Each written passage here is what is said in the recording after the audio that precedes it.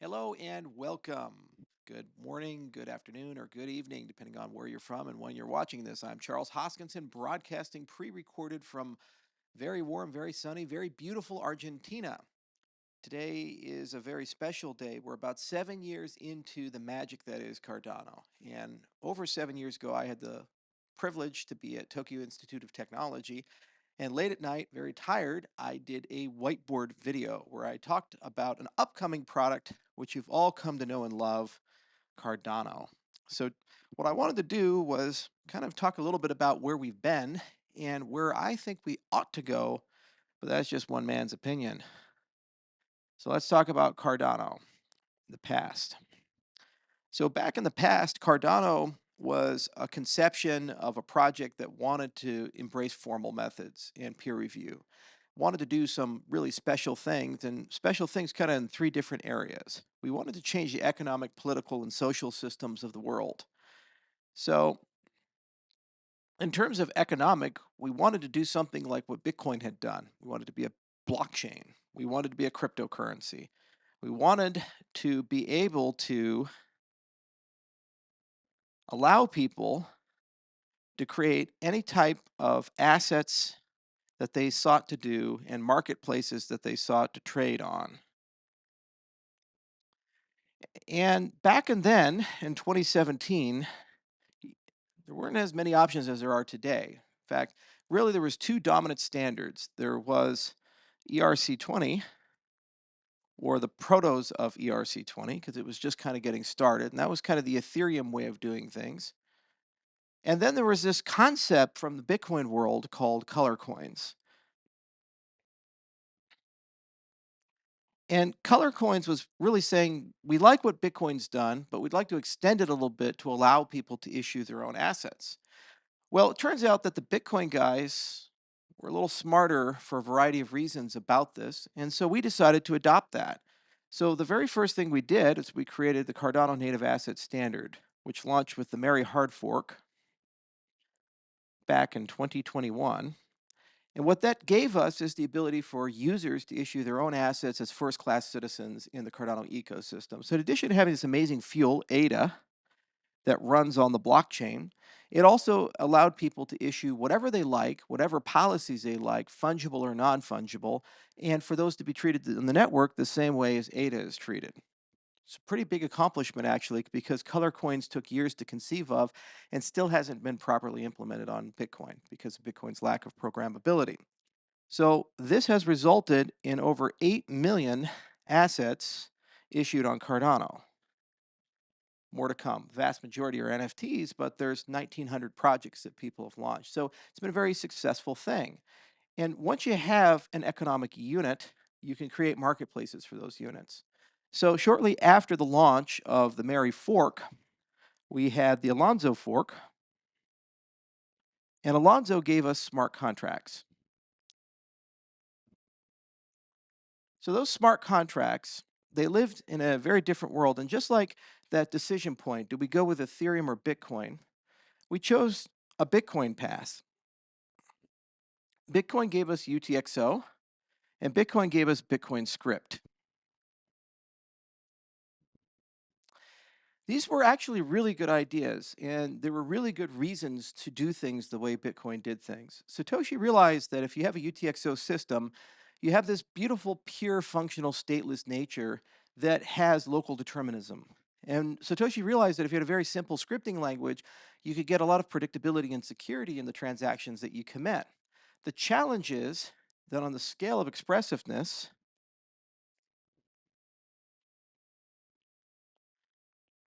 with Bitcoin being here, and let's say something very open like the Java virtual machine here, all the things that most people would want to do kind of live somewhere in a gray area between the two. And the challenge is that Bitcoin, simply put, is too expensive and hard to upgrade or do things to. So we wanted to extend UTXO and we wanted to create a general purpose programming language, but we wanted the safety that Bitcoin enjoyed. Ethereum chose the opposite approach. They kind of live over here. And the goal of Ethereum was openness and universality. The challenge is that because of all the hacks, they actually have to walk it back a bit. to a more restrictive model, $80 million to $120 million a day in hacks. So we announced Plutus with Alonzo, and we announced extended UTXO with Alonzo, and that was in 2021.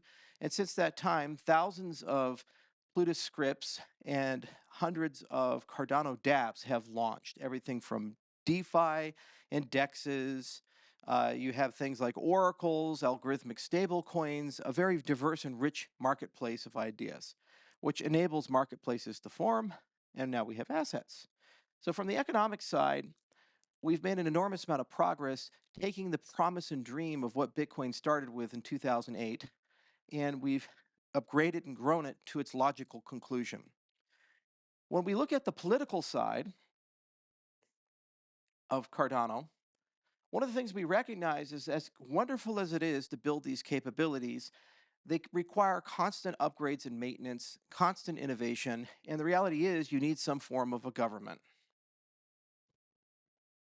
And it turns out it's even harder to build an on-chain government than it is to build a great scripting system, a great asset system, a great engine to keep those things secure, because the reality is there's no good government in the world. Nobody knows. No matter where you live, no matter who you are, no matter where you're from, everybody has some criticism of their governance model. They have some criticism of their leaders, the decisions they make, the effectiveness of the decisions. So we really broke this down into kind of 3 different categories. We want to be effective, we want to be efficient, and we want to have integrity. And we want all of this to live on chain, and we want all of this to be decentralized. So effectiveness is just that. How good are the decisions you're making? If you have an outcome you wish to affect, does that outcome happen once you make the decision? For example, if you want to build a bridge, did you build the bridge? Efficiency is how long does it take to actually make the decision? So is this something that you can make rather quickly? The entire network converges to a decision like fork the chain, change a parameter, withdraw money from a treasury, or does it take a really long time, months, years, decades, for something to occur? Bitcoin started as the standard. It was the first mover. As you've seen, and we'll see continuously throughout this presentation, there were amazing ideas that first started in the Bitcoin ecosystem. But the inefficiency of the governance model of Bitcoin prevents Bitcoin from upgrading itself, which is why Ethereum exists, which is why Cardano exists, and the thousands of other projects. So efficiency is just as important as effectiveness, and integrity means there's a founding intent. We didn't just set out to build some sort of Cardano thing. This is a protocol that has integrity. It has principles behind it, concepts like sound money, for example. Unlike many other cryptocurrencies, ADA is like Bitcoin. It's got integrity built into it. It's sound money. You can't inflate it. ADA is not printed out of thin air. There's only a finite supply, just like there's only a finite supply of Bitcoin. Okay, so that's one of dozens of things that we as an ecosystem care about. Irreversibility, immutability, transparency, the concept of inclusive accountability, where every user of the system is able to verify the things that they see themselves without trusted authorities. The idea of picking your leadership, the idea of being able to fire your leadership. These are things that are in such integrity that they ought to be written down and preserved and protected inside the system. The challenge is that there are temptations to violate one or more of these for the sake of an event. So one of the greatest examples while we were building Cardano of that was the DAO hack. Here, you had a situation where a large amount of the supply of Ether was nested into a smart contract with a flaw. And that flaw was exploited by an adversary. And the Ethereum ecosystem had a decision to make. Do they violate the integrity of immutability, code is law, in exchange for reversing what is obviously theft? And in the process of doing that, do they diminish what makes a cryptocurrency for the sake of growth and expediency of the moment? They made that decision, which actually resulted in a fork of the Ethereum ecosystem and the creation of another cryptocurrency. The lack of a governance model meant that they had to make that decision in a very quick and very centralized way. So it turns out that on chain governance is super hard because everybody listening is going to have a slightly different view and opinion of these types of things. And if you wish to reform the political systems of the world, you have to demonstrate that your own political system is sufficient for its own needs before you go and try to fix other people's needs. As some people say, make your bed before you try to change the world. And this is kind of the bed making. So we launched some of the semblances of governance with a program and project called Catalyst. And let me go ahead and write it down here. And Catalyst was our first attempt at just giving people the ability to talk about priorities and projects. And what Catalyst did is it funded over 1,900 efforts and for a total of tens of millions of dollars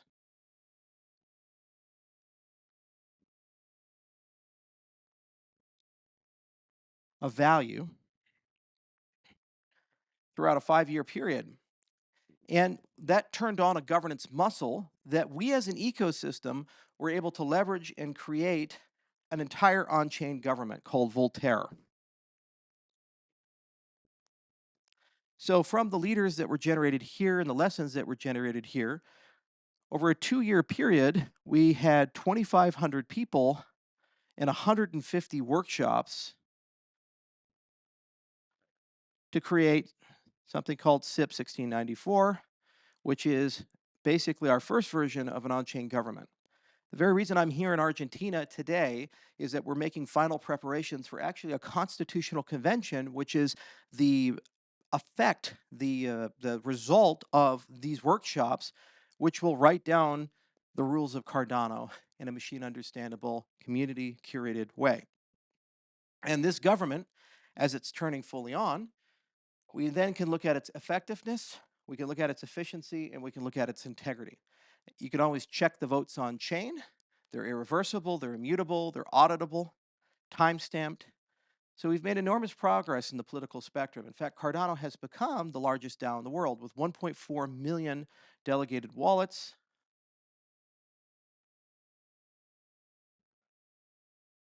And Cardano has now more than 600 D-reps and a whole constitutional committee. So it's a very decentralized government, by and for the people. The 150 workshops were held in 50 plus countries. People in Catalyst participated in more than 100 countries. So are we done yet? No. There's also this social component. Let's talk a bit about that.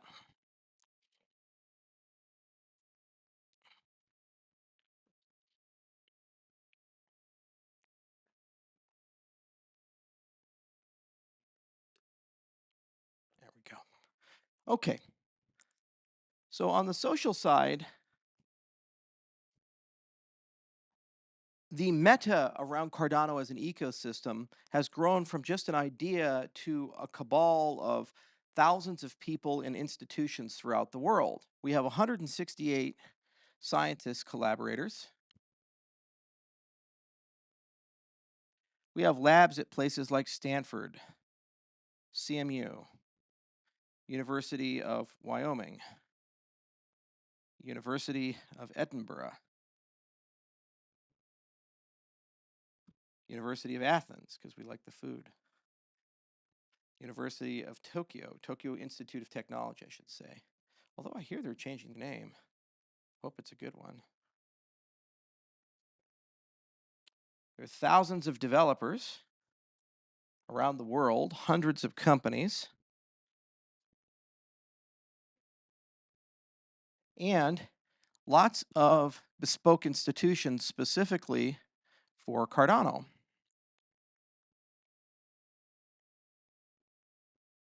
So for example, there's Intersect, which is a members-based organization that allows these people to aggregate and form a technical steering committee, allows them to aggregate and form a product function, allows them to aggregate and form a governance support, allows them to aggregate and talk about a budget. And speaking of a budget, we have an on-chain treasury, which is basically a sovereign wealth fund, with 1.5 billion ADA and a lot more. All of this forms basically a social fabric. And a social fabric is what inspires and runs your economic and political engines. You need people, and you need people talking to each other, working with each other, collaborating with each other. And the magic of Cardano is they're all unified with the same set of integrity and principles and on the same belief that one ADA gives you political representation, gives you a say in where we go and what we do and how we do it. So this is the past and a little bit of the present. And I go on for the next 6 hours talking about every little event and what we've done. But the exciting part of this is where ought we go? So where you go is informed with kind of two broad ideas that you keep in your mind. And this is something I've learned being on the road, going to 74 countries in the last 10 years. Where you go is informed by your belief in where the world is going, and where you go is informed by the capabilities you have to get there. Let's talk a little bit about where the world is going to go.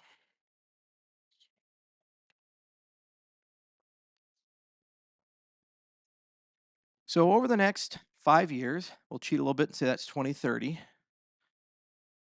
Okay, 2025 to 2030. Where are we actually going to be? We're going to be in a world that's dominated by AI. We're going to be in a world where exponential companies and technologies drive all the growth. We're going to be in a world that's highly global. And we're going to be in a world with no trust or little trust in institutions.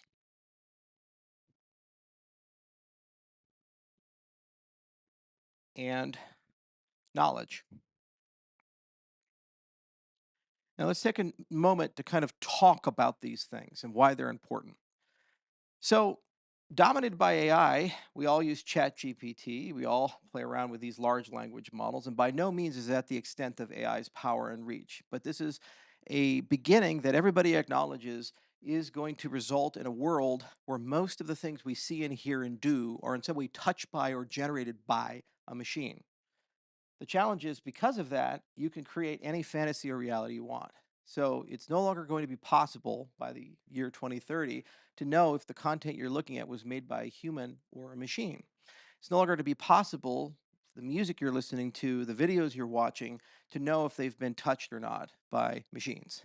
So this contributes to this, the little or no trust in institutions and knowledge. Institutional decay and knowledge decay means that we start living in no longer an objective, but rather a badly subjective world. And for every event, everybody has a different opinion, and nobody knows how to converge to something.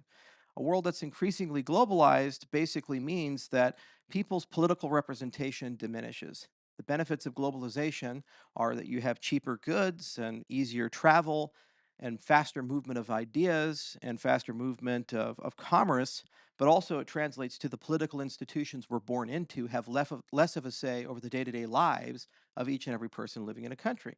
Combined with the fact that people no longer trust institutions, globalization creates super institutions. Nobody's really going to be trusting the global order.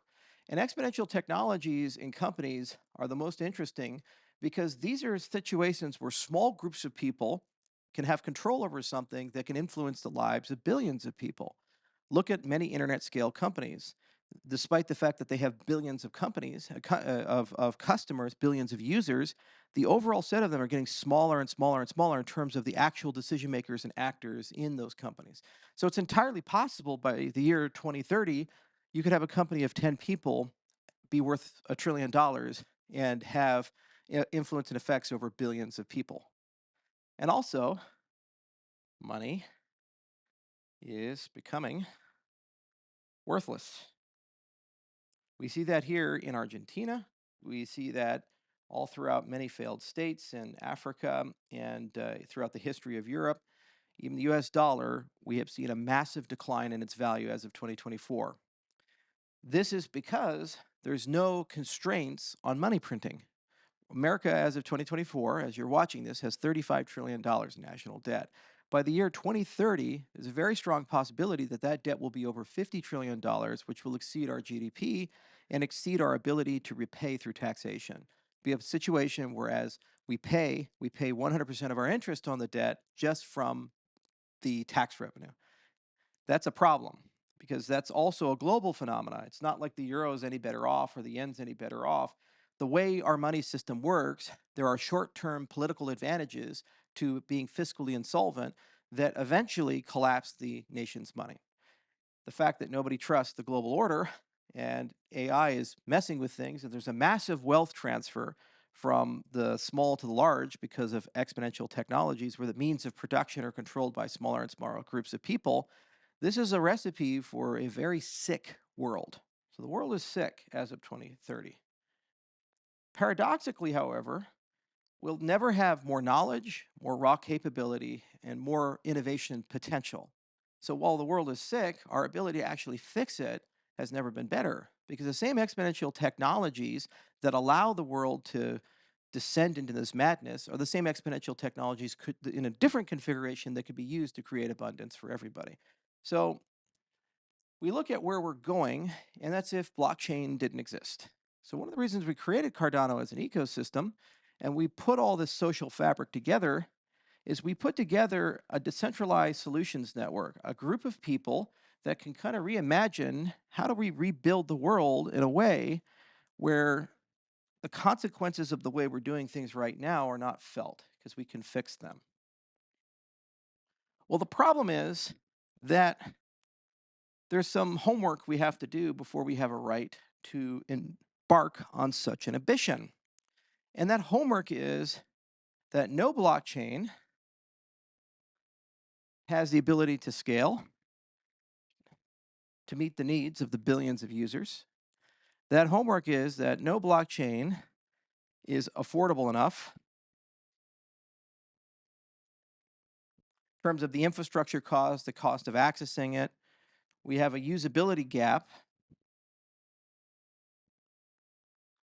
meaning that grandma can't use it, everyday consumers are still having an issue, and we're also missing key features.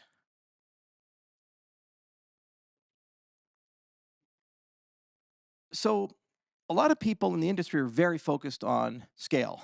And there's a lot of blockchains that are working really hard on filling some of these key features, which we'll get to in a moment. And some have managed to make it cheaper to build, integrate, and do things. But typically they do so in a way that involves centralization.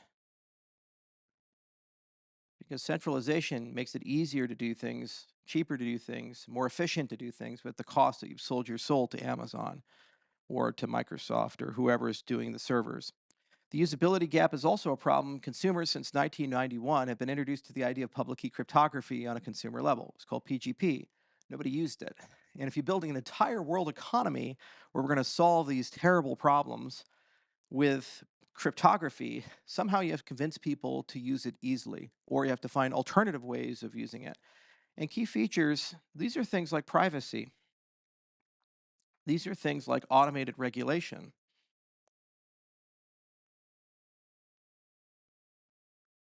These are things like identity.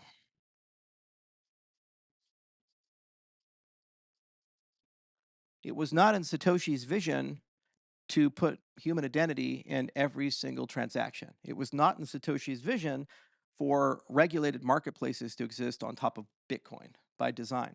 In fact, it was quite the obvious opposite. With privacy, the attempts of Bitcoin were to make things pseudonymous and not try to link identity to the actions that we do. But if we're literally reconstructing the world order, we do have to have a notion of identity, and we do have to understand that privacy is a spectrum and a scale. And also, we have to understand how do you actually regulate things in this complex global order that's going to be a mess when regulation is typically siloed in a very Westphalian notion. Things are fragmented in little buckets. So these are some of the things that are missing, and there's more. In terms of scale, again, the same thing you do to make things affordable, people tend to centralize stuff.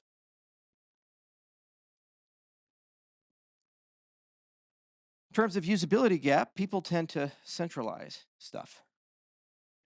In terms of missing key features, you know how we add these in? I'll give you one hint on the word: centralization. See a reoccurring theme here that we tell people as an industry, we're going to build something to change the world and avoid this dystopian hellscape that globalism is giving us. And we're going to build this better magical world. Oh, but by the way, in the process of doing it, we're going to turn over all these exponential technologies to a collection of central actors. But don't worry, these central actors will be far more virtuous than these central actors because these guys are bad, but these guys will be incorruptible because obviously they've done such a great job in 15 years of being an industry. How many scams and fraudulent activities have we had? Can we as an industry pretend like Luna didn't happen and FTX didn't happen and BitConnect didn't happen? Can we pretend that these things don't exist? Are we going to lie to people as an industry? The reality is virtue comes from form and structure, always, in the long run. In the short term, you can always find somebody with integrity. But as the years go by and the decades go by, if you don't have a structure that reinforces the virtues or integrity of the structure will inevitably descend into corruption. You need transparency, you need immutability, you need the ability to refresh things. And the single most important part of that form and structure is the decentralization of things, which unfortunately, while it is a word that everybody in the cryptocurrency industry uses, we were the first project to even invest in trying to figure out a way to measure decentralization. So in 2022, we started a program in partnership with the University of Edinburgh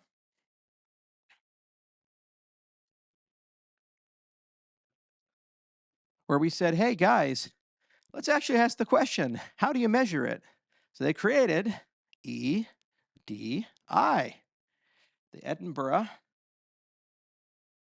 Decentralization Index.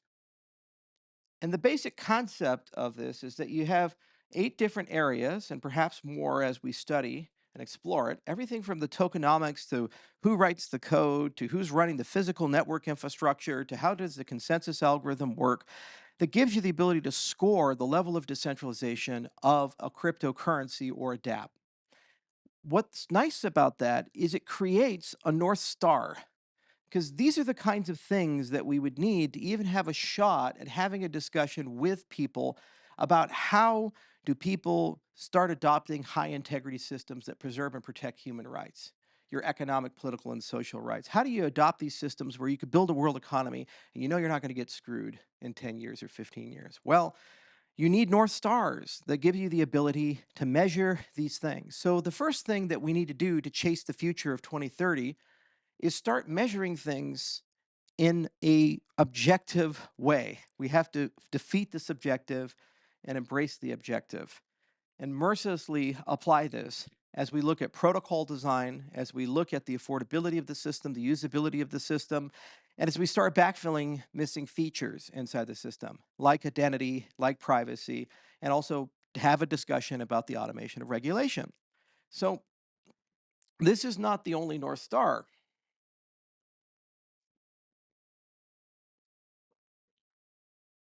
You also have to have some tenets. So we introduced 11 of them, which hopefully in some form or fashion are included in the Cardano Constitution.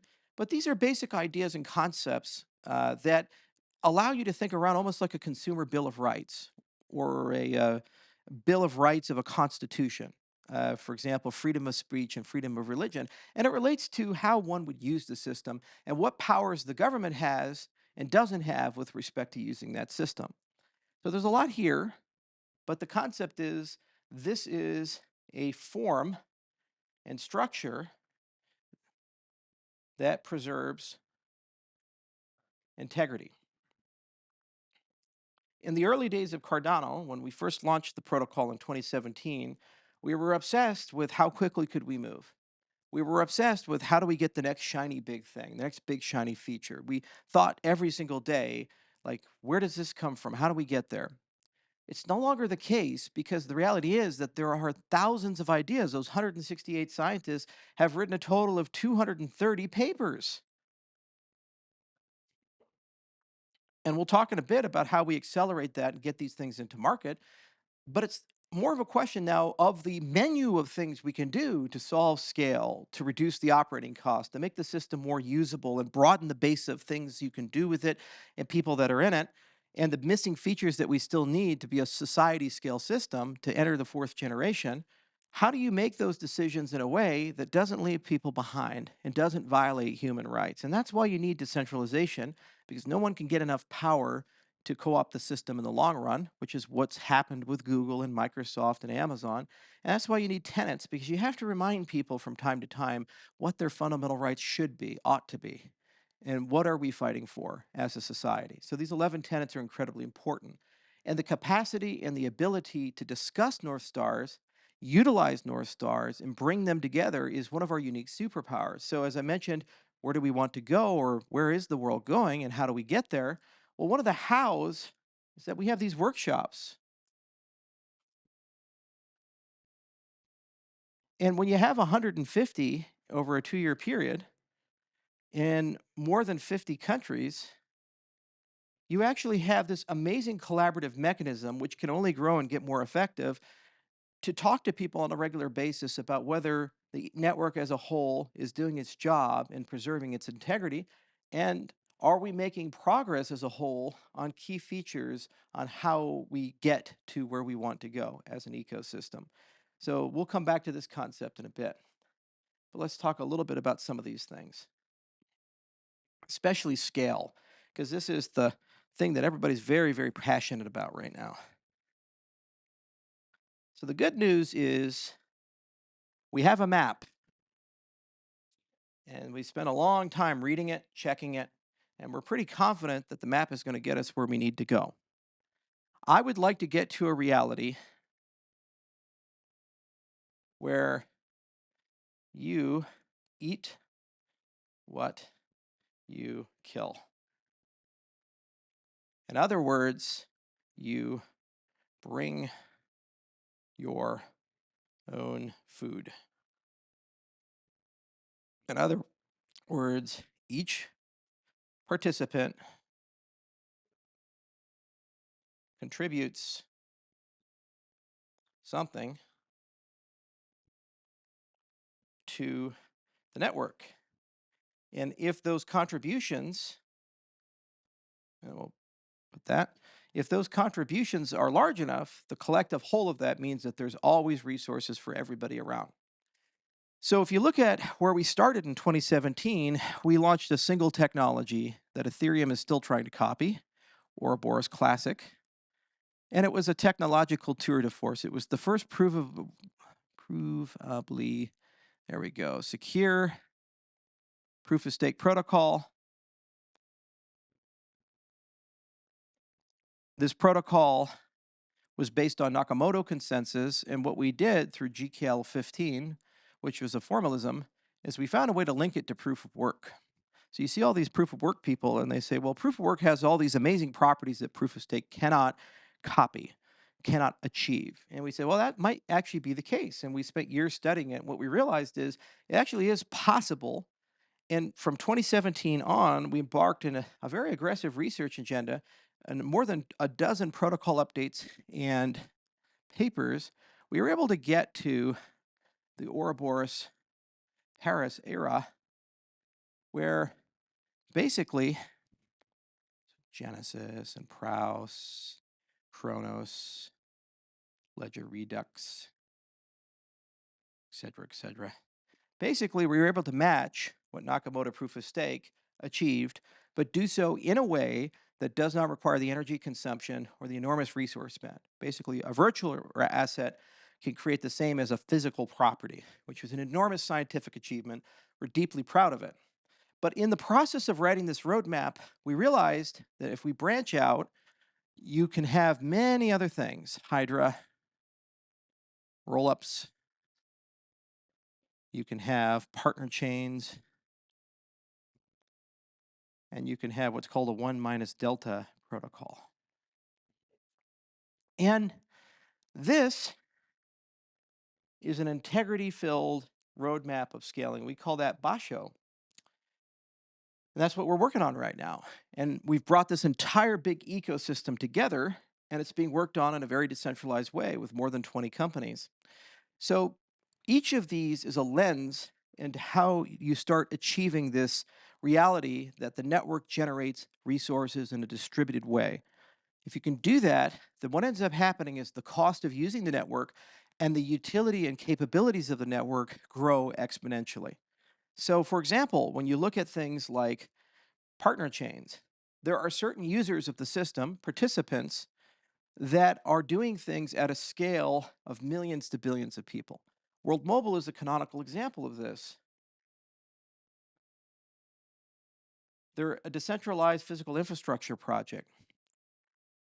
So their goal is to connect the unconnected. And there are millions, if not billions, of potential people that would like low cost cell phones. And the hope of their infrastructure is to link all of these people together in a way where the core infrastructure is owned in a decentralized way, much like Bitcoin miners are owned in a decentralized way, as opposed to a centralized company like Verizon or AT&T.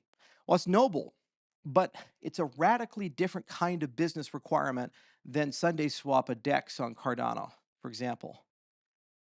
And it requires the hybridization of physical infrastructure with virtual infrastructure and bespoke protocols. So you have as a ecosystem an option to say, well, we just don't do that here. Go build your own layer one, but then it results in fragmentation. And then you end up having usability issues and you're missing key features. Or you can extend the system in a way where they have a sandbox to build their own blockchain, but it's secured by Cardano technology. We designed Ouroboros in this particular direction. That's why partner chains is an indispensable component. If you read why Cardano back in the day, we call it now service layer, but back in the documentation from 2016, we had this concept of a Cardano control layer. This idea that you have your own sandbox to do things for services that you want to sell to everybody that look like legacy services but are actually decentralized. It's the same for decentralized AI. So wouldn't it be nice to have one of these large language models instead of controlled by people you've never met, you can't influence, and probably don't have your best interest at heart, to have them be a public resource that you can run yourself, contribute to yourself, and the alignment of that is controlled in a collective fashion, almost like on-chain governance? That's an example of a decentralized service. These are things that will consume billions of transactions on a monthly basis. You don't want to run those on the core of your system. You want to run them outside of the system, but connected to it and secured by it, interoperable with it. It's the same for Hydra, especially with video games. So when you talk about GameFi, one of the things we did in Cardano is following Bitcoin, we recognized that UTXO was an amazing model, not just because of security and formalizations, but also because UTXO has baked into it an easy mode for doing things like rollups and state channels, doing things off chain, outside of the system. When you do stuff in extended UTXO, you have this isomorphism where things that happen in Cardano can move outside and back, and you still preserve those changes. So Hydra was a protocol that was built hand in glove with the Ouroboros protocol and hand in glove with Cardano's development model. And the idea is that over time, this protocol can evolve to be middleware that can be integrated into dApps that want to run on the mainnet of Cardano. So they kind of like layer one-ish. They're almost there. They're almost running. And the idea is that a lot of those activities are dependent upon the people there, and you want to preserve the outcomes, but you don't want to necessarily preserve the intermediate states. So a great example that we did in 2024 was running the video game Doom completely on Hydra. And every frame of the game was a transaction. So in one day at our demo booth at Rare Evo, we were able to get 90 million transactions to occur there, which is more transactions than most blockchains have in an entire year for the totality of the system. And that's the magic of this type of technology. And that can be integrated on a dApp by dApp basis. And each participant can basically turn these types of things on. So what's happened since Hydra was conceived is an alliance of different software companies in a decentralized way have come together to work on Hydra and create a whole family of Hydra protocols. So as we look to 2030, just partner chains in Hydra alone these things could actually achieve gargantuan scale for Cardano with the current technology that we have. But here's the thing, there's also this magic with UTXO where the outputs can very easily be rolled up. The outputs themselves can be proofs that represent many, many different activities and actions.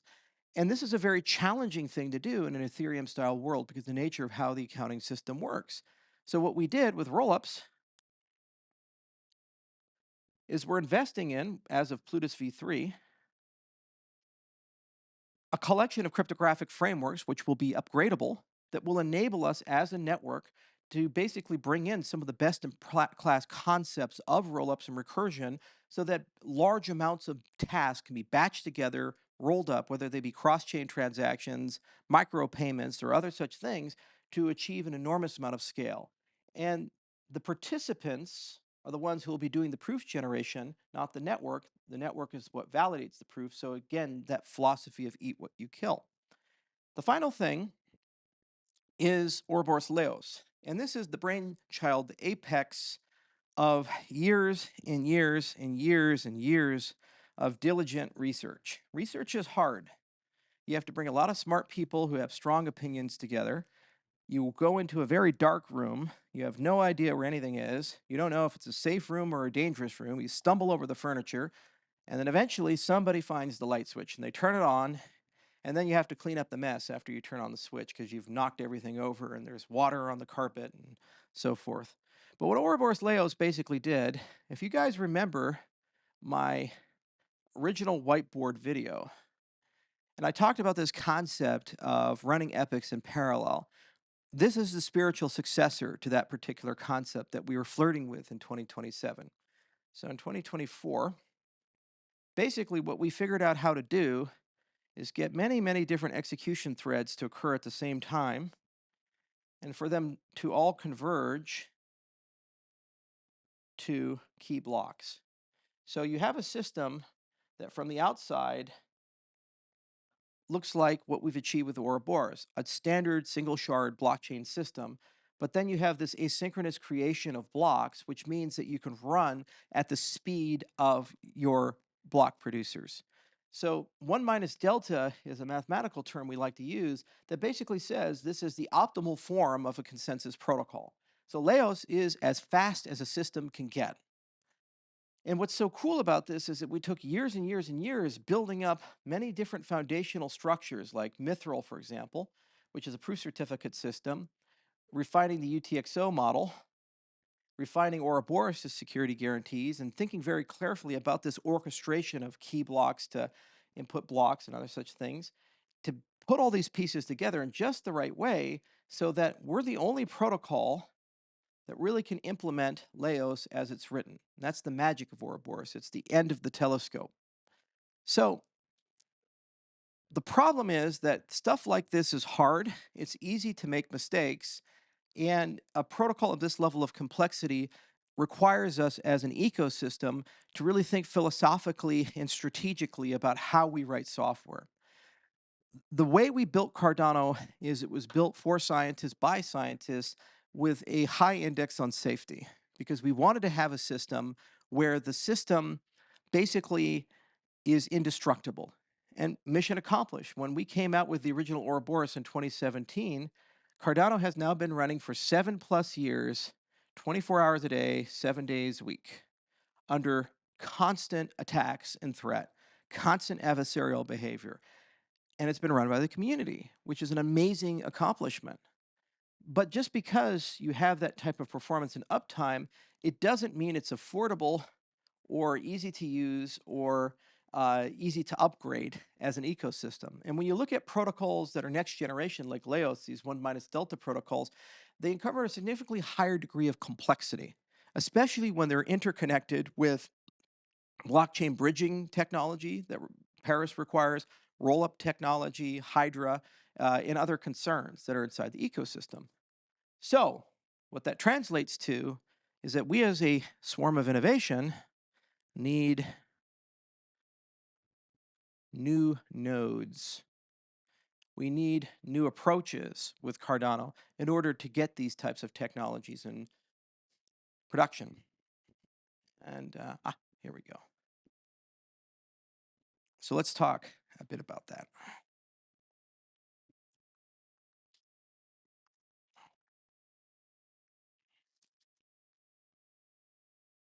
So the good news is everything that's been invented has been invented before.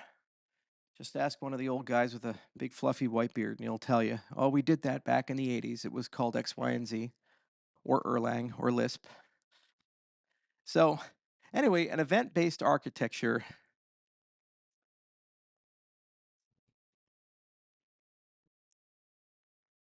uh, run as microservices is basically where we need to go.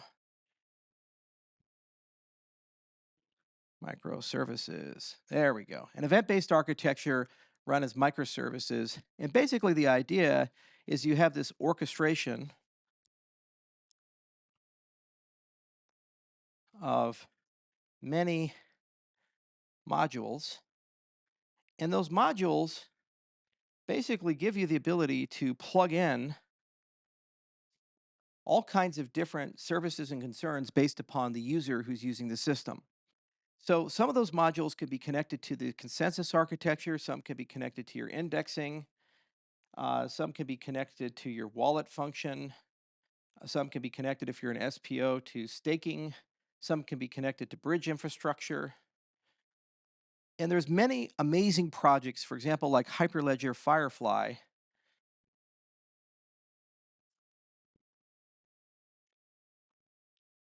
As an example, that have done this as a supernode for multiple blockchains. So it's not a situation where we have to be geniuses in terms of architecture. This is the kind of stuff that Silicon Valley does to build the Googleplex and to build Netflix and to build Amazon. We didn't do this because the initial intent of the first generation of Cardano was safety. And the initial intent was purity of form. We wanted to use formal methods. We wanted to figure out a way to write software that can never fail. Well, we've achieved that. And now at the module level, and now at the specification level, we've invented as an ecosystem dozens of new techniques like use of literate AGDA, for example, which is a formal language. It's like super Haskell. So if you don't like Haskell, you'll really, really hate AGDA. And all of these advancements here that we've made have given us the ability to preserve that security, but now as an ecosystem, we can actually build a new node design. And we can run that with Laos. So what we're going to do is the same thing that Hyperledger Fabric did. Just have to remember.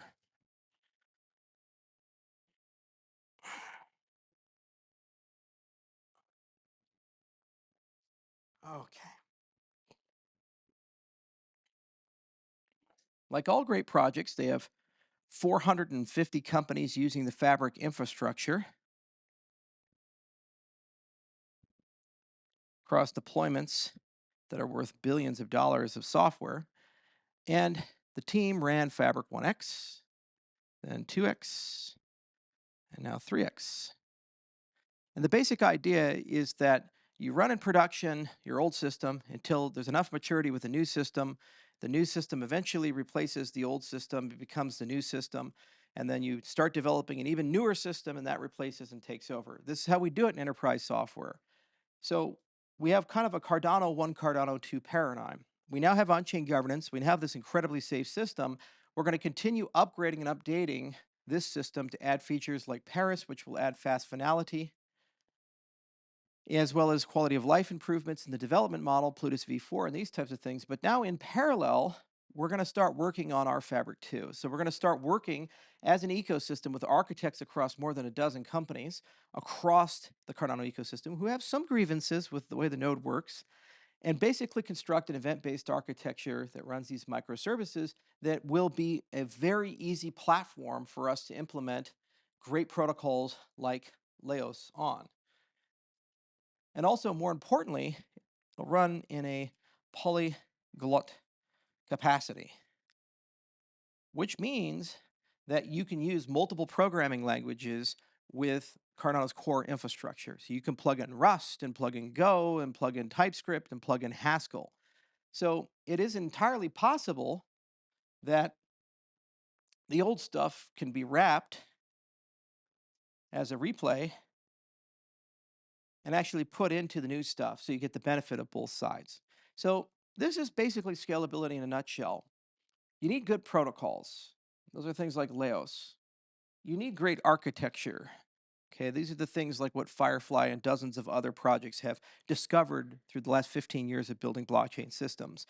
You need the ability to run stuff in parallel, and actually having a technical steering committee with a members-based organization, Intersect, gives us the ability to do that. Building coalitions of development companies gives us the ability to do that. The workshop model we have also gives us the ability to do that, because you can solicit business and product requirements from that process as you go along. And having great projects to imitate and be inspired from gives us the ability to do these things. And you need a family of capabilities that allow people to do scale with the domain that they need it. So if it's running off chain, it's either Hydra partner chains or a roll up. If it's running on chain, you just need the on chain to get faster and better. The same with the expressiveness of Cardano. Going back to that, making the system useful, we chose to be on the left side, the less expressive side, because it's always easy to open the system up and make it more programmable, more expressive, more capable. If you start on the right side and wind your way back, you actually break applications, because some of the things that people relied on no longer work in the system and there's no replacement for it. So what we've been doing systematically through the eras of Cardano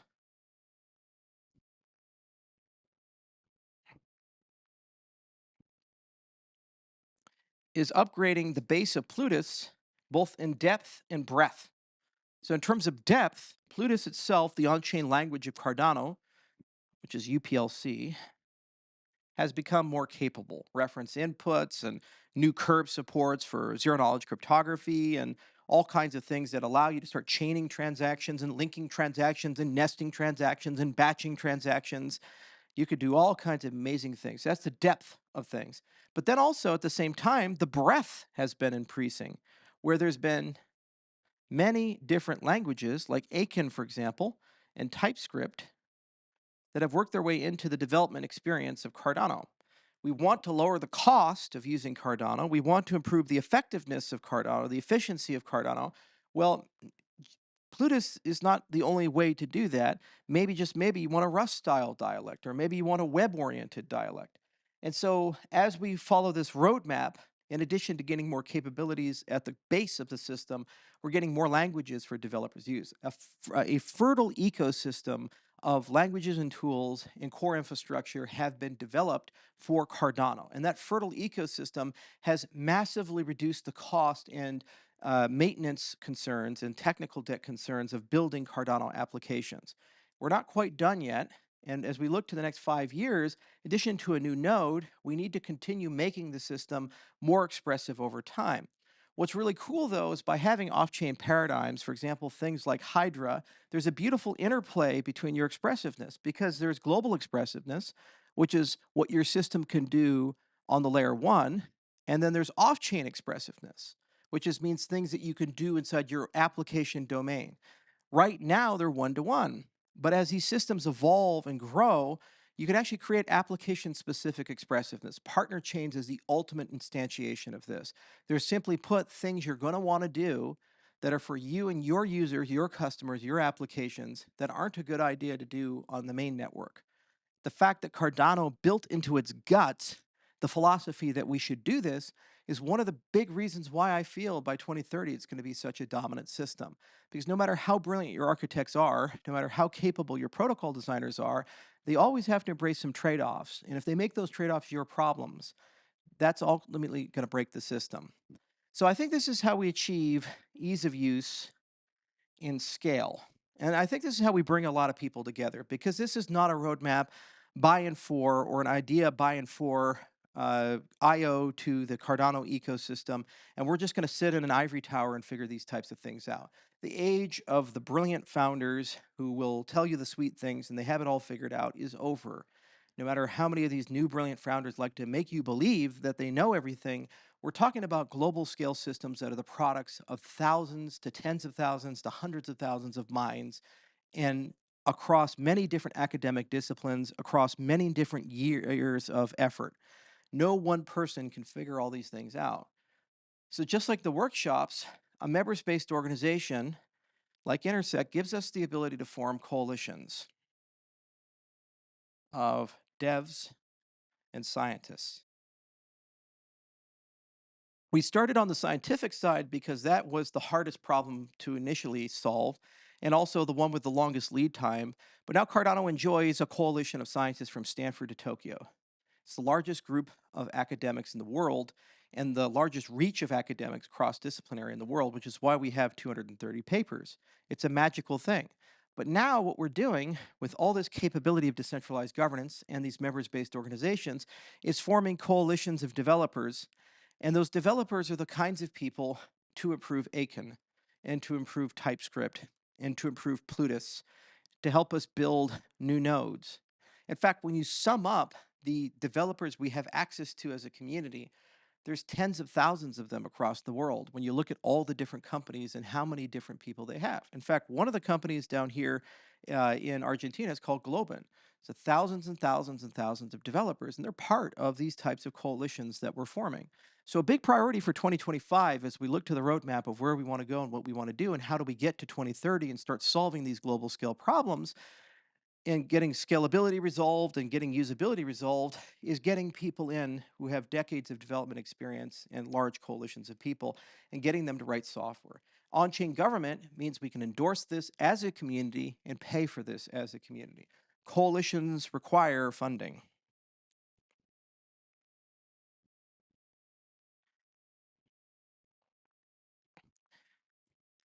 And guess what? We already have the funding. The on-chain treasury of Cardano has 1.5 billion ADA. At current market price is about $600 million. At the all-time high, it was about $4.5 billion. That's a lot of cheddar. And you can deploy that with wisdom, with decentralized governance, with auditability and oversight to finance coalitions of people to do many things in parallel as an ecosystem. Some things make your dev life easier. Some things make the system cheaper and more scalable to use. Some things make the system more interoperable with other systems. Some things allow us to grow and market and brand the ecosystem. Some things promote certain geographies and get adoption in areas like Latin America or Africa, which has always been a big focus of ours. Some things give you the ability to integrate better with the industry as a whole. All of those kinds of things are up for community debate, and our capacity to converge to a decision is the effectiveness of the decision. How quickly we converge to that decision is the efficiency of the system. And if we make the right decisions for everybody, that's ultimately the integrity of the system as a whole. So this is the beautiful interplay, and it's something I hope you've noticed in this presentation that we keep coming back to, theme it again, that there's this symphony of interconnected ideas, and the notes never go away. They continue to scale and grow and change, and they may have a different melody from time to time, but the music continues, the scale continues, the structure of what we're doing, the composition of what we're doing is alive, and it grows. And the ideas that enter this as you watch this are inspired by so many conversations with so many people. Laos is the capstone of that. It is the end result of asking the question, how do we build the most efficient consensus protocol in the world for 9 years? The people who started that conversation were from Argentina, Greece, and the people who ended that conversation live in more than 50 countries. That's just the amazing scale of what we have achieved as an ecosystem as we pull these things together. And similarly, when we look at these types of node architecture, we have so many potential collaborators and actualized collaborators. There are going to be thousands of hands that touch these ideas and improve and refine them. But that's how you change things, and that's how you build great products. That's the promise of where open source has taken the world over the last 40 years. Every single time you create a swarm intelligence, a collective intelligence, you create a capability that, if harnessed, can do pretty much anything. It can invent anything, it can conceive of anything, and it can execute anything, anywhere, anytime. So I don't really worry too much about these types of roadmaps. I know they'll get done. We had to learn a few things, and I'll give you one case study of something that we did that's pretty magical and pretty special. And it just shows the improvements. So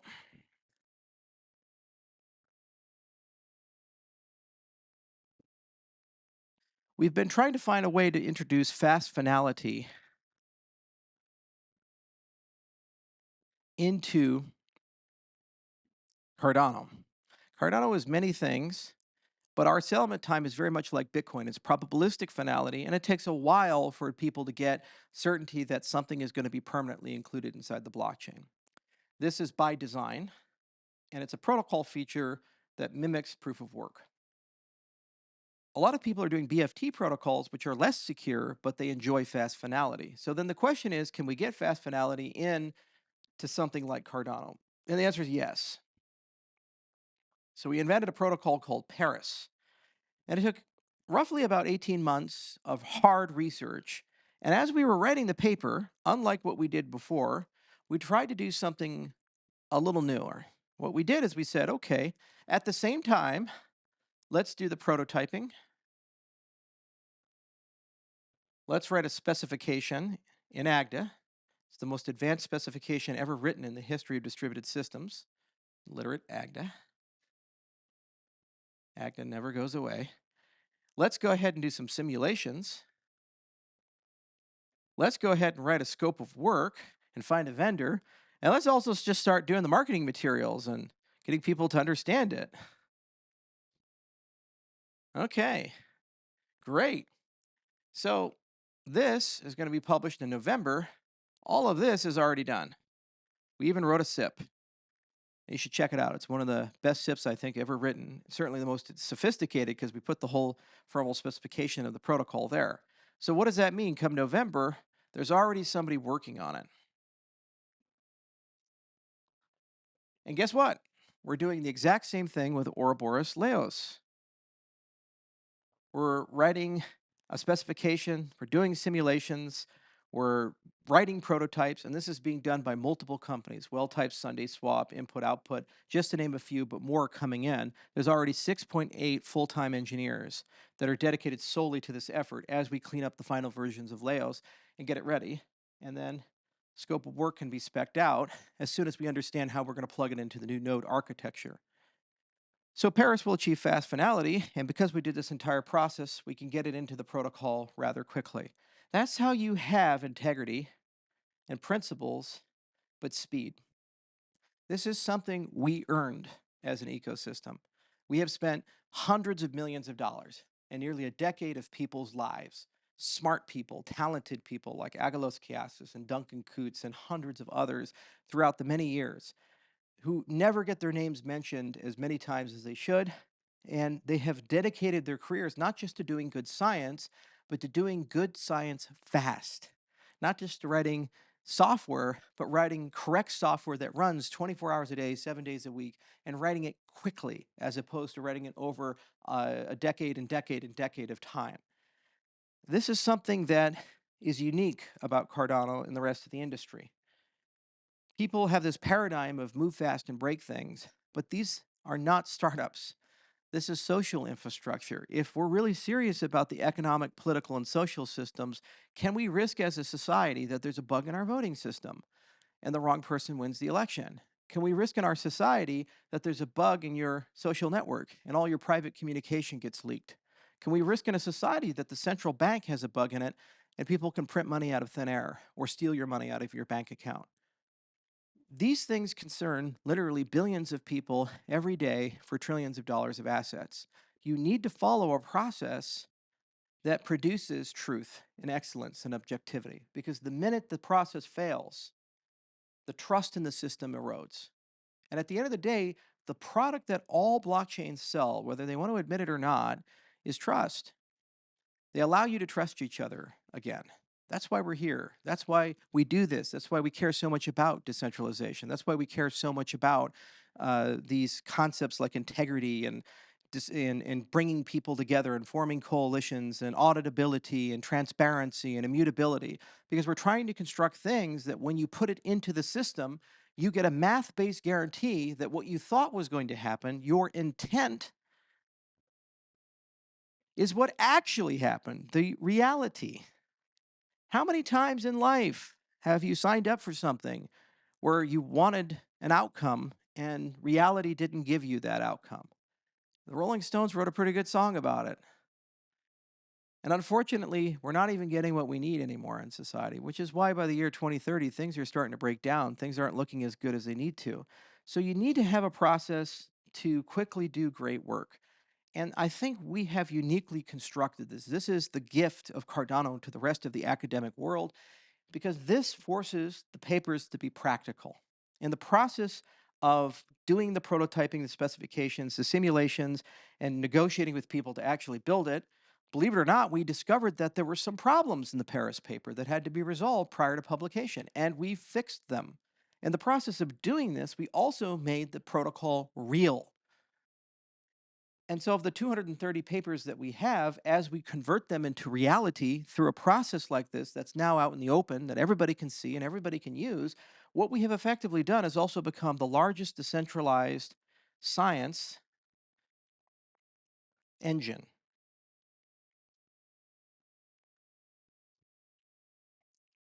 Our publications are open source, peer reviewed, patent free, done out in the open in a decentralized way, implemented in the decentralized way for everyone to use. So, what this does is it creates a DeSci movement.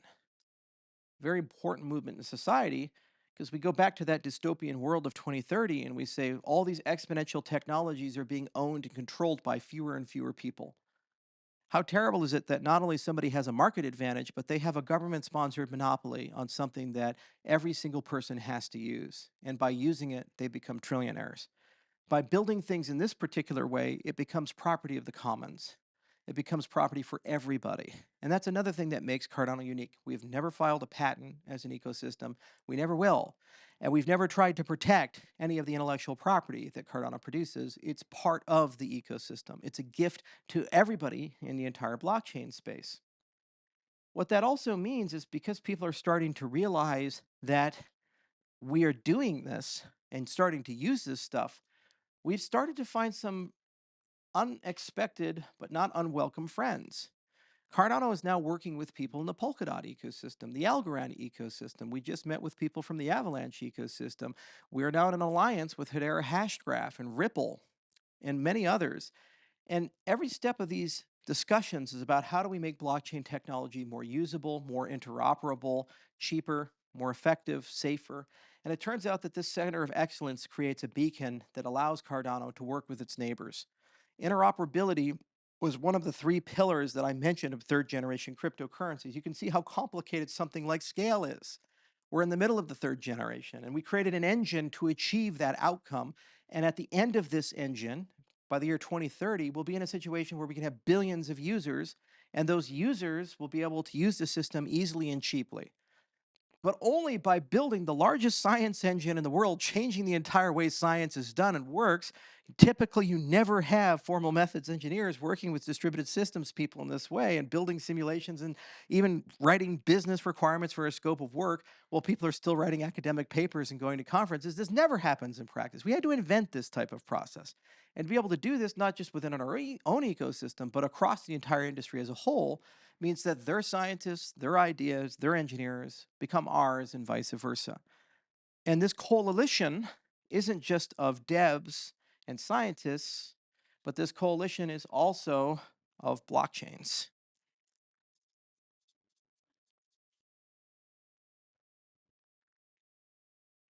And let me give you an example of something that's launching next year that's adding some of the missing features in. And also, it's going to allow us to build that coalition of blockchains.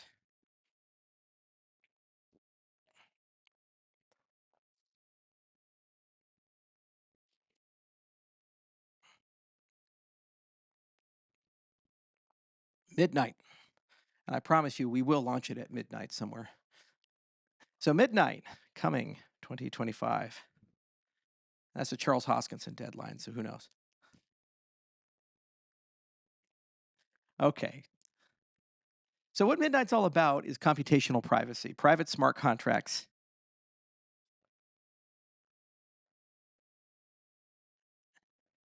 And it's also about selective disclosure. So, the basic idea is if you combine something like DIDs with smart contracts with zero knowledge technology, what you can do is fill in the missing pieces for all of business. So we blockchain people, we keep telling you we're going to change the world. We're going to change the economic and the political and the social systems of the world. What the blockchain people don't tell you is that the world has a public side and a private side. And that private side in the world, blockchains don't do so well by design. They're designed to be open, transparent, auditable, immutable systems. Everybody gets to see your Amazon shopping cart at the same time. Everybody gets to see your Google search history at the same time. Everybody gets to see your Google Maps history at the same time. Wait a minute, that's probably not the best thing, right? So privacy is a human right, and privacy is a requirement for business to work, whether it be your HR department or your health record system, whether it be your relationship with your patients or your clients as a lawyer, your relationship with your clients as an accountant. Every single thing you do has a private component. And that private component is too generic in general to be encapsulated with one particular transaction standard or type. So it needs to be programmable, okay? So you need smart contracts. You need the ability to express your privacy domain and express who gets to see it, selective disclosure, and who doesn't inside the system. This is one of the fundamental missing pieces for DAOs. This is the fundamental missing piece for real world assets, which is valued at $20 trillion. This is one of the fundamental things that's missing for things like electronic health record systems, for supply chain systems. The applications and use cases dwarf anything that's ever been done in the $2 trillion cryptocurrency market.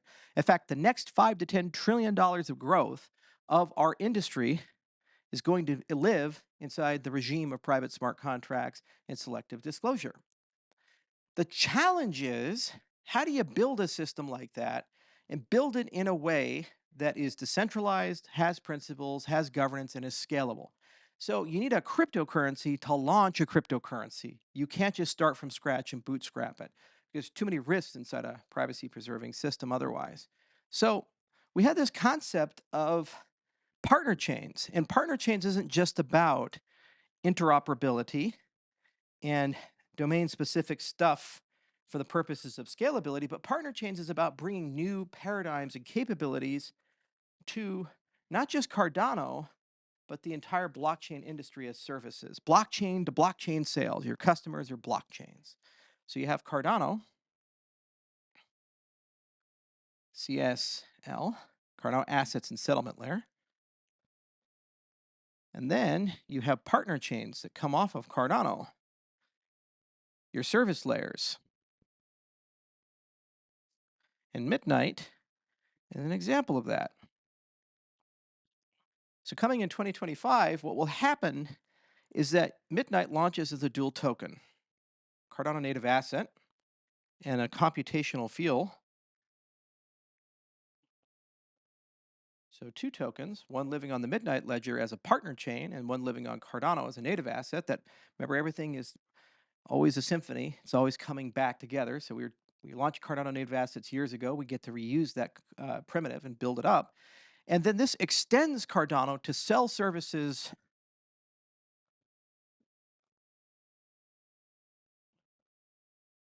to Bitcoin, connecting us there, Ethereum, connecting us there. Oh my Lord, Solana, connecting us there. How about that? And many, many others. And they get to pay in their underlying currencies, BTC and Ether and Sol, all these types of things. And these partner chains, like a layer 2 to everyone.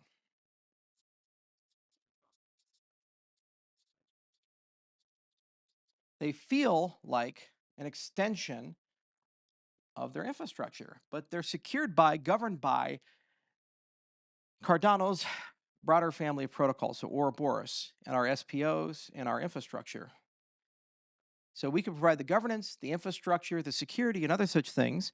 And because of this, transitively, transactions flow through and back to the industry as a whole. This is how you're going to build a decentralized OpenAI.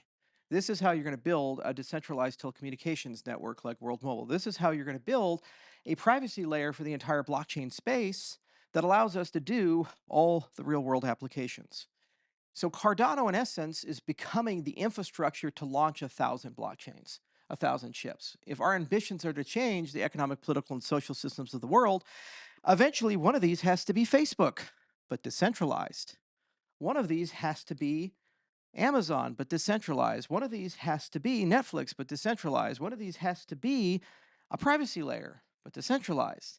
And what Midnight is doing is it's showcasing how to do this. It's building all the infrastructure, the bridge solutions, the Oracle solutions, the hybrid application architecture, the capacity exchange system, the dual token launch model, how these tokens get launched. And just like being decentralized science, that becomes part as it gets launched of the commons for everybody. Everybody gets to see that. And in the process of the success of this, it will launch dozens of more of these types of things in the coming years. And this, combined with the upgrade capabilities that we have for Cardano, is going to make a system capable of running nation states, which is why we're here in Argentina. Every nation state is going through a crisis right now. People don't trust the money. People don't trust the institutions. People don't trust the politicians. The 24/7 global media system that we have, especially social media, allows us not to see what people want, but what people are. And the reality is, what people are is not up for the task to govern us. The moral authority of the governments around us is evaporating very quickly. So every single nation state, all the people under the age of 30, are asking questions like, can we do a better way? And there are some that are tempted to regress back to fascism and communism, but there are others that are looking for new options and new governance systems and new ways to approach how we run the world. The promise of the blockchain industry is that it goes from don't be evil to can't be evil. The promise of our industry is to exist in a state where once it exists within our infrastructure for what the infrastructure does well, you can start believing in it again. The world works better with trust. And Argentina, for example, has decided to radically change the social contract of its government. Part of the conversation here on the ground with millions of people is, should we use blockchain in our voting system? Should we use blockchain in our money system? Should we use blockchain in our identity system? Should we use blockchain in our property registration? Every aspect and lens of how the government interfaces with people, how do we make it digital? How do we make it programmable? How do we make it easy and safe and effective?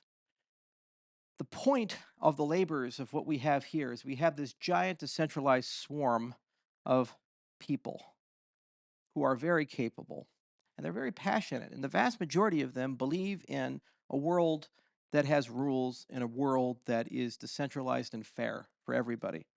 So as we look to 2030, there will be at least one nation state. Maybe it's Argentina, maybe it's El Salvador, maybe it's the United States of America. We don't know. That is going to embrace the paradigm that is cryptocurrencies. And when they embrace it, we have to ask ourselves, are we going to have a system that actually has integrity, that actually has decentralization, and actually matters? Or are we going to have a system that's a crude simulacra of these things and ends up looking exactly like the legacy systems that we're trying to get our ways out of? I joined the Bitcoin space almost 14 years ago, and back then we believed in sound money and Austrian economics, and the founding of the protocol had enshrined in the very first block a reference to the bank bailouts. This was not an accident. This was a protest against a system that had become too big to fail and unable to regulate itself, that will never fix itself. In 2024, unfortunately, that same ecosystem is praising the adoption of BlackRock and many large-scale financial institutions coming in and starting to get a larger and larger amount of the core resources of the system. And this is because the incentive system is wrong. It's just number go up. I didn't sign up all those years ago to build another system that was like that. So my view, my personal opinion as a private citizen now in this big on-chain government that we have, is that we as an ecosystem should aspire to a better world where nation states can run on our system. The economic, political, and social systems of the world are fair for everybody, and they have integrity behind them. How you achieve that is never forgetting your principles. You don't forget that science matters. and objective truth matters. You don't forget that once you've created it, it becomes a public and common good that everybody should have access to. And you don't forget that form follows function. You need to have form that promotes virtue. Partner chains model gives us the ability to be friends with everybody in the blockchain industry, because the reality is that's the only way we can overcome the people like BlackRock. That's the only way that we can overcome all of these large trillion-dollar multinational corporations that are increasingly controlling every dimension and aspect of our lives. When I wrote down the world as of 2030, it's not that there's an evil person at the top of these organizations. I don't believe the CEOs of these massive multi-trillion-dollar bodies are evil people. The challenge is that the nature and form and structure of these organizations are built in a way that they don't benefit society. They survive and thrive by forming cartel-like behavior. And the more power they get, the more aggressive they get, the more predatory they get, and ultimately the more harm they do to the fabric of society as a whole. And people rebel against that, and in the process of doing so creates even more damage. You need to have form and structure where no one has the power to unilaterally control trillions of dollars and the lives of billions of people. That is why I signed up for the cryptocurrency movement. And that's why I've spent the last 9 years of my life, in particular, building Cardano. I wanted to have an ecosystem that believed in the value of trying to do something a little different and a little better. And when we take accounting over the last 7 years in particular of what we have achieved, we have gone from a whiteboard like this to something that has changed the lives of countless thousands of people. As I mentioned, I've had the chance to travel to now 74 countries, and I have met personally tens of thousands of people. And a lot of them continue to say how much their lives have been changed by going on this journey with all of us together. And now, not only can they go on it from a perspective of being a fan and a supporter, they can go on it by being part of the swarm that is figuring out how to rewrite and rebuild the social fabric of society as a whole. The on chain governance system of Cardano isn't just something to make a decision, it's a thing to bring people together to make the right decisions. And what's so powerful about it is we already see so much percolation and benefit from that. Next year, hundreds of workshops are going to be held to talk about the marketing of the system, the brand of the system, the growth of the system. Hundreds of workshops are going to be held to talk about all the intricacies of products. Big products like Midnight will launch, and it'll bring millions of new people into the ecosystem, and that will lead to dozens of other big projects just like it launching in different domains. And in the process of doing that with this swarm, the swarm gets bigger, it gets louder, it gets stronger, but they're all unified by a Cardano constitution written by and for the people that talks about how this digital infrastructure has to have baked within it human rights at its core. We have to have tenants. We have to have a Bill of Rights. We have to have some protections for our data and our privacy, our freedom of association, commerce, and expression. We have to have some guarantees that the things we intend are preserved, because we cannot trust people we've never met, we didn't elect, we can't elect to hold that best interest when their financial incentives are not aligned with that. That's madness. And let's not complain about it. Let's just have a revolution. Spend the privilege of a lifetime spending the better part of my adult life thinking about this and working on this. And I've gotten to work with a lot of my heroes, and I've gotten to watch a lot of amazing people grow and become leaders themselves. And I want to spend the next 10 years of my life chasing these things. But I can't do it alone anymore. I have to do it with all of you. You have to be part of this swarm. So, coming at the end of the year, not only do we have a constitutional convention where we're going to decide as a community what all of this means, we're also going to have a referendum on a roadmap with a coalition behind it and a budget behind it. And the on chain government gets to make the decision, is this the path forward, or do we want to go somewhere else? What we've left behind are 230 papers and miles of code and all this amazing raw capability and all these amazing companies that can do pretty much anything. And we as an ecosystem have to make a decision. Do we want to be timid and just chase our tails and focus on small concerns? Or do we want to be bold and change the world? There's no reason we can't. For the first time in human history, we have control now as the people, and we have to decide what we're going to do with it and how far we want to take it. I believe we can run a nation state on Cardano by 2030, and not a small one. one with tens of millions of people. And I believe in the process of doing that, just like the American Revolution fundamentally changed the social contract of the world and started getting rid of kings and replacing them with rule of the many instead of the few, we could hold another revolution to take back our digital lives and get rid of these multi-trillion-dollar, massive, multi-sided companies that have so much influence and say over every dimension and aspect of your life. And we can give it back to the people. So that's what Cardano means to me, and that's what the last 7 years have meant to me. And that's what the first whiteboard was trying to accomplish. And for the most part, I think we achieved everything we set out to do. We know how to do pretty much anything. We built a group of people who can do pretty much everything. And we now have the resources as an ecosystem to do that. And we also have an engine that keeps speeding up and getting faster. We just have to have the will to coordinate and prove that we are the ones to do this. And we also have to realize that the narrative of blockchain versus blockchain is over. Everybody in the blockchain industry is the same in that we're all trying to fight the same thing, centralization. And we're all trying to fight these multi-trillion-dollar companies that have so much say over who we are and what we do. And we're trying to prevent that terrible future of 2030 from happening. We're trying to live in a better future. So I hope this video gives you a sense of where my thoughts are at.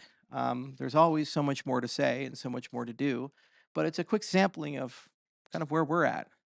And I can't wait to talk to all of you and see what happens over the next few months. Thank you.